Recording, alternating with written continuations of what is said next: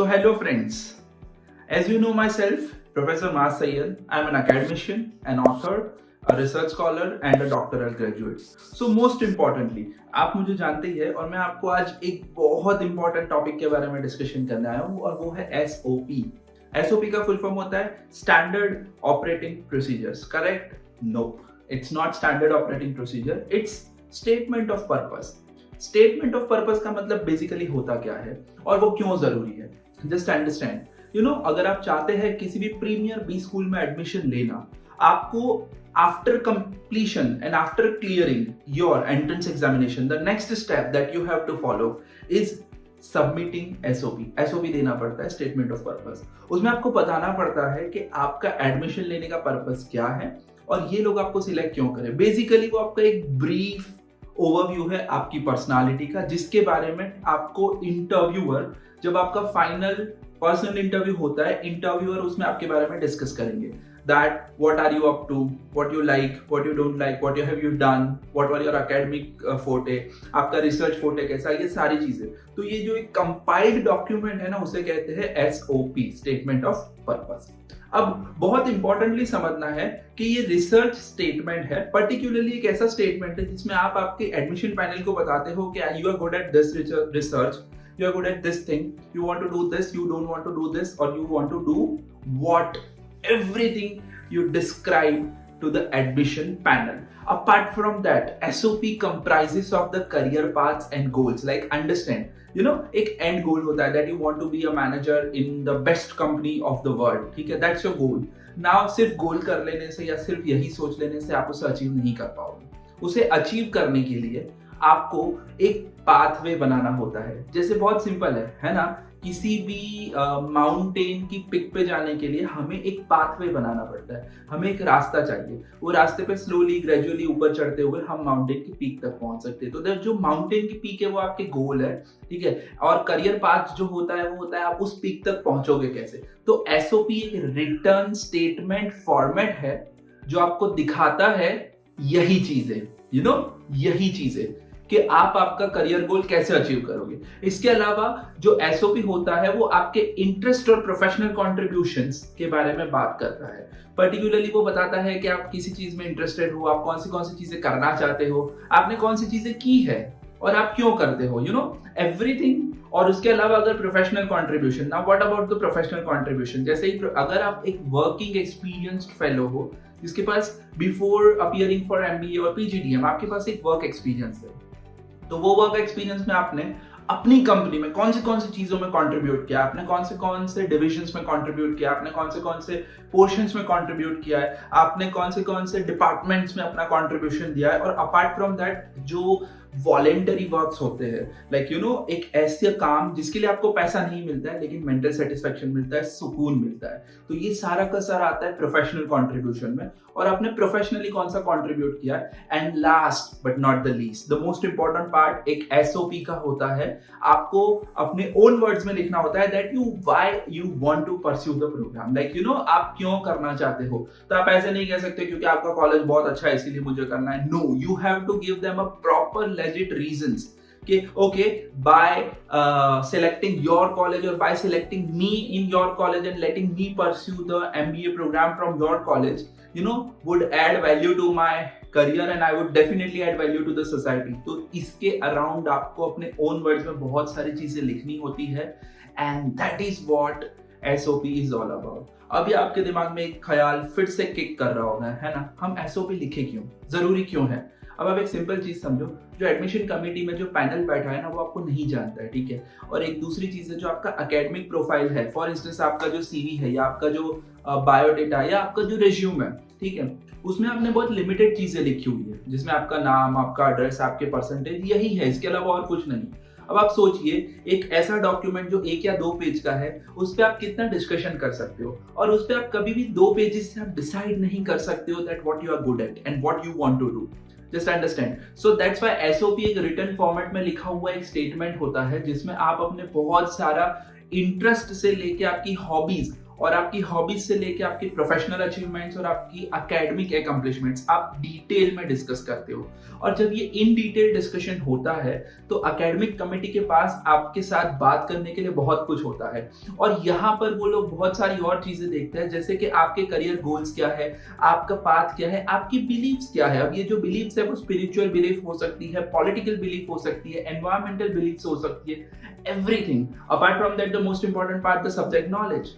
Because मेरे दोस्तों, आप मैनेजमेंट कोर्स करने जा रहे हो तो मैनेजमेंट के सब्जेक्ट्स के बारे में आपका नॉलेज कितना है और आप कहां पे किस तरीके से मैनेजमेंट फील्ड को कंट्रीब्यूट कर सकते हो। And last but not the least, SOP बहुत जरूरी होता है आपका विजन दिखाने के लिए। Vision, elaborate a vision like a long term forecast, कि आज नहीं, आज से 50 साल बाद मैं अगर आपके कॉलेज से एमबीए कर चुका तो मैं इस सोसाइटी में क्या कंट्रीब्यूशन दूंगा। सो इसीलिए एसओपी बहुत जरूरी है। और उसके अलावा एक और चीज है, अगर आपकी जो एकेडमिक प्रोफाइल है, लेट्स से थोड़ा सा 19-20 हो गया यार, होता है, 12th में थोड़े कम मार्क्स हो गए, 10th में कम मार्क्स हो गए, ग्रेजुएशन में थोड़ा प्लस माइनस हो गया, तो एसओपी आपके पास एक मौका होता है आपकी वीक एकेडमिक प्रोफाइल को बहुत ज्यादा एलिवेट करने का। आप एसओपी को इतना स्ट्रांगली लिखिए कि ऐसे लोगों को लगना चाहिए कि यही है बेस्ट एसओपी। समझ आया दोस्तों? अगर आपको ये वीडियो अच्छा लग रहा है और अगर आपको लग रहा है कि मैंने आपके अंदर कोई ना कोई वैल्यू एडिशन किया है तो प्लीज इस चैनल को सब्सक्राइब करिए और इस वीडियो को लाइक करिए। और आगे बात करते हैं एसओपी की। तो एसओपी में कौन सी चीजें इंक्लूड करनी चाहिए, let us discuss that in detail. Yes, तो दोस्तों मैं आपसे डिस्कशन कर रहा था इंक्लूजन। जब हम बात करते हैं तो आप क्या क्या इंक्लूड करते हैं। सबसे पहला जो इंक्लूजन होता है वो आपको होता है आपका पर्सनल बैकग्राउंड।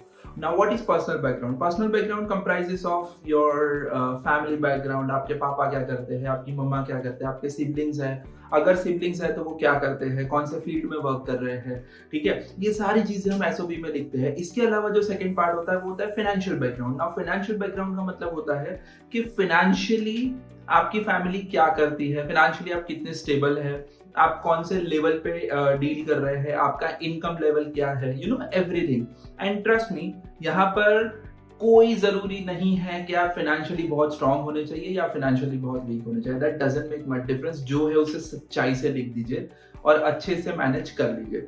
इसके अलावा वाला जो है, अगर आपके पास कोई प्रोफेशनल एक्सपीरियंस है, लेट्स से अगर आपके पास कोई प्रोफेशनल लेवल ऑफ एक्सपीरियंस है जिसमें आपने कहीं प्रोफेशनली काम किया हुआ है, आपके पास वर्क एक्सपीरियंस है, आप उसके बारे में डिस्क्राइब करिए। अगर नहीं है तो कोई बात नहीं, दिल छोटा करने की कोई जरूरत नहीं है। अपार्ट फ्रॉम दैट, अगर आपके जो गोल्स है, जो इमीडिएट गोल्स और लॉन्ग टर्म गोल्स, जब आप अब मुझे समझना है इमीडिएट गोल्स क्या, लॉन्ग टर्म गोल क्या। अब एक सिंपल लॉजिक है, मुझे अपना वेट लूज करना है, मुझे 4 महीने में 3 किलो वजन लूज करना है, 3 kgs वेट लूज करना है, ठीक है। Now this is my immediate goal, a short term goal which is achievable in 3, 4, 6, 7, 8 months, ठीक है। That is my immediate goals. Apart from that, now when I talk about my long term goal, now I want to live a healthy life. Now in order to live a healthy life, ऐसा नहीं है कि आज मैंने खाना कम कर दिया मेरी लाइफ हेल्दी हो जाएगी, ठीक है। It takes some time. तो something which takes time, something which is achievable in a long term, it's called long term goals, and something which is achievable in less than 1 year, it's called immediate goals. तो वो बहुत अच्छे से लिखिए कि आप 1 साल में क्या अचीव करना चाहते हैं, आप 6 महीने में क्या अचीव करना चाहते हैं आप। और इसमें आपको थोड़ा सा ये बताना है कि उसमें उस इंस्टीट्यूट जिसमें आप एसओपी प्रेजेंट कर रहे हो, उस इंस्टीट्यूट का रोल क्या रहेगा। Apart from that, you have to write in detail that why you want to study, क्यों पढ़ाई करनी है, क्यों उसी इंस्टीट्यूट से पढ़ाई करनी है। बहुत डिटेल में डिस्कशन करना पड़ेगा आपको इसके लिए, दैट आप उसी इंस्टीट्यूट से क्यों पढ़ाई करना चाहते हो, क्या वजह है, what is the reason and everything. Apart from that, you also have to show your reasons in that particular field. उसी फील्ड में आप क्यों काम करना चाहते हो। पर्टिकुलरली मैनेजमेंट फील्ड है, जो मैनेजमेंट के अंदर बहुत सारे और सब फील्ड्स होते हैं, जैसे finance, HR, IT, marketing, operations, digital marketing, and there are n number of other, for instance import export is there, or for instance family business is there, small and micro enterprising is there, there are n number of fields. Now you have to give the reasons that why you want to work in a particular field. जो भी है दिल से लिखिएगा, सच लिखना है, ठीक है। इसके अलावा अगर मुझे और कुछ एडिशंस दिखाने हैं तो एक्स्ट्रा करिकुलर एक्टिविटीज जो है कि हम एक्स्ट्रा क्या काम करते थे, हम कहाँ कहाँ काम करते थे। सपोज अगर आप आपके ग्रेजुएशन के वक्त कॉलेज के किसी कमेटी में काम करते थे, किसी क्लब्स में काम करते थे, आपने किसी इवेंट क्लब में पार्टिसिपेट किया, आपने फिलेंथ्रोपी क्लब में पार्टिसिपेट किया, आपने स्पोर्ट्स क्लब में पार्टिसिपेट किया, आपने जो भी काम किया है जो आपकी पढ़ाई का नहीं था लेकिन पढ़ाई के आसपास का था, surrounding, so that is called extracurricular activity. Kindly express the extracurricular activity in detail, as much detail as possible. ठीक है। इसके अलावा अगर आपने कोई रिसर्च वर्क किया है और वो पब्लिश हुआ है, please boast about it.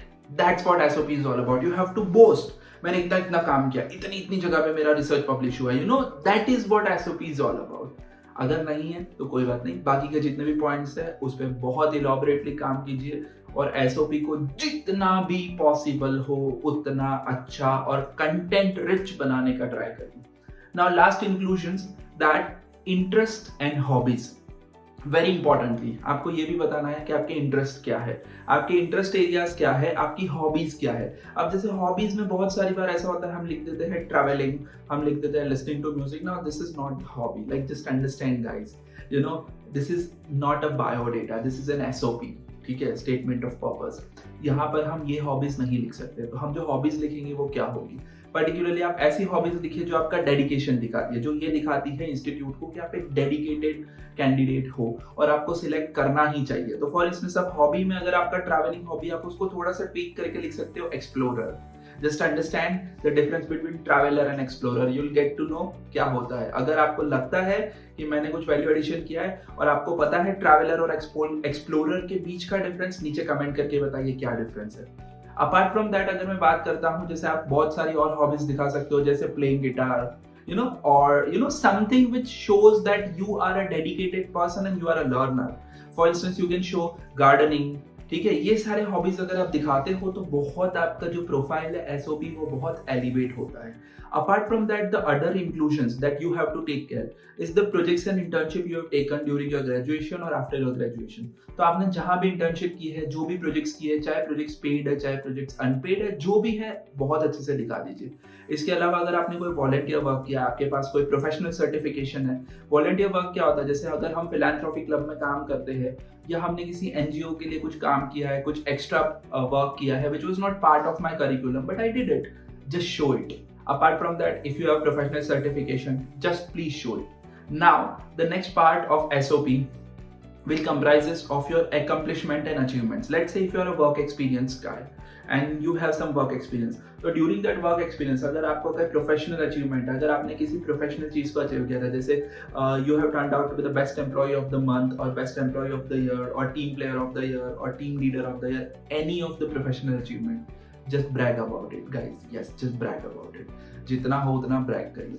Apart from that अगर आपके पास फॉर इंस्टेंस आपके पास वर्क एक्सपीरियंस नहीं है लेकिन आपके पास एकेडमिक्स तो है, आपके पास अगर कोई एकेडमिक एकम्प्लिशमेंट्स है, फॉर एग्जांपल कोई एक्स्ट्रा सर्टिफिकेशन है, या फिर अगर आपने कभी मैरिट सर्टिफिकेट ऑफ मैरिट आपके पास है, या फिर आपका कभी कॉलेज में रैंक आया है, कभी स्कूल में रैंक आया है, आपके पास कोई gold medal, silver medal, bronze medal, anything related to academics, just show them.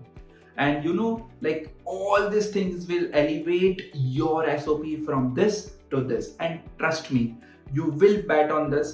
Like, sir, genuinely आपकी जो टिप्स थी, आपकी जो ट्रिक्स थी, उससे हमारा SOP का लेवल बहुत स्ट्रांग हुआ. और प्लीज मुझे बताना मत भूलिएगा कमेंट्स में कि मेरी ट्रिक्स और टिप्स यूज करके आपने कौन से कॉलेज में एडमिशन सिक्योर किया है. So ये था all about SOP. Now the last thing, how to write or the procedure to write an SOP, the most important thing. You know बहुत बेसिक है, 3 ही स्टेप्स का प्रोसीजर है. सबसे पहले एक बहुत अच्छा सा प्लान बनाइए कि आप एसओपी में कौन सी चीजें डालना चाहोगे, कौन सी नहीं. जितनी भी चीजें मैंने लिस्ट की है सबको प्लान आउट कीजिए. आपके पास क्या लिस्ट पॉइंटर्स अवेलेबल है, आपके पास क्या चीज अवेलेबल नहीं, आपके पास जो अवेलेबल है उसका कंटेंट प्लान कीजिए, दैट आप क्या लिखना चाहेंगे. ठीक है. सेकेंड, ड्राफ्ट बनाइए. Now I would always suggest make 2 or 3 drafts.